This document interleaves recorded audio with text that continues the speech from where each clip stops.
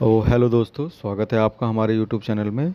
आज हम बात करेंगे कि कर्मों के फल लिए बिना कोई भी मुक्त नहीं हो सकता है। यह कहानी इस प्रकार है कि कोई भी कर्मों का फल प्राप्त किए बिना मुक्त नहीं हो सकता।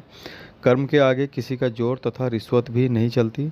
कर्म एक स्वतंत्र सत्ता है और जीव को, प्राणियों को कर्म करने का स्वतंत्र हक है और कर्म फल ही कर्म स्वभाव से ही प्राप्त होता है।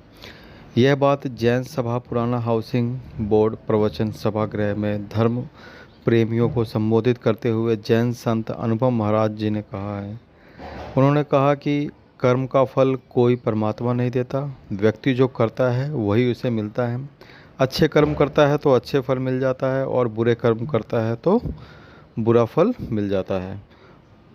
पक्का हुआ आम कभी कड़वा नहीं हो सकता, वह सदैव मीठा ही होता है।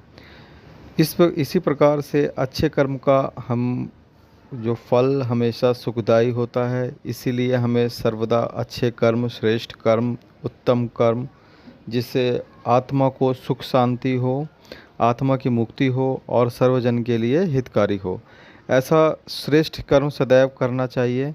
प्रभु महावीर इस संदर्भ में कहते हैं कि आत्मा स्वयं करता है, स्वयं भोगता है। आत्मा स्वयं मित्र है, स्वयं शत्रु है।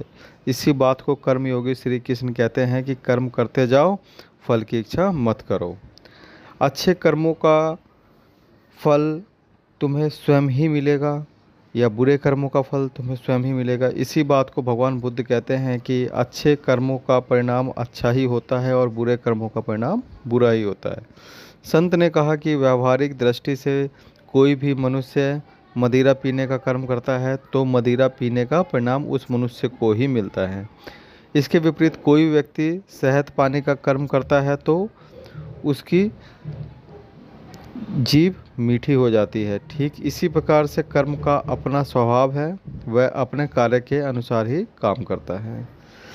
उन्होंने कहा कि बुरे कर्मों का त्याग करना चाहिए और अच्छे कर्म सदैव करने चाहिए। अच्छे कर्म करने पर भी अभिमान नहीं रखना चाहिए। उन्होंने कहा कि निरपेक्ष भाव से अच्छे श्रेष्ठ कर्म सदैव करने पर परमात्मा की प्राप्ति होती है। ये वीडियो आपको अच्छा लगे तो प्लीज़ चैनल को लाइक कीजिएगा, सब्सक्राइब कीजिएगा। Thank you so much.